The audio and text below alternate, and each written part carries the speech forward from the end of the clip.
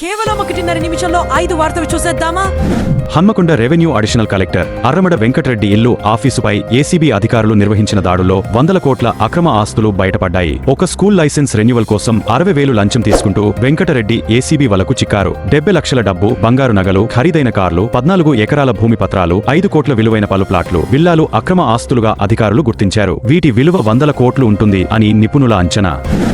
Davos world economic ఫోరంలో AP ముఖ్యమంత్రి Chandrababu Naidu, Arsenal Mittal executive chairman Lakshmi Mittal భేటీ అయ్యారు. ఈ భేటీలో ఏపీ అనకాపల్లిలో ఆల్రెడీ ప్లాన్ చేసిన Arsenal Mittal, Nippon steel mega steel plant పనులకు ఫిబ్రవరి 15 తర్వాత శంకుస్థాపన చేయాలని నిర్ణయించారు.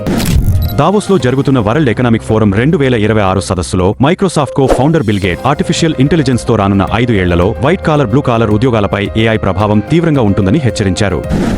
ఇన్వెస్ట్మెంట్ విశ్లేషకుడు జార్జ్ నోబెల్ ఓపెన్ ఏఐ సంస్థ పతనం గురించి చేసిన విశ్లేషణ హాట్ టాపిక్ గా మారింది. ఒక పక్క గూగుల్ జెమినీ యూజర్లు బాగా పెరుగుతుంటే, చాట్ జీపీటీ యూజర్ల ట్రాఫిక్ 2 నెలలుగా తగ్గిపోవడం సంస్థ పతనానికి నిదర్శనం అని అన్నారు.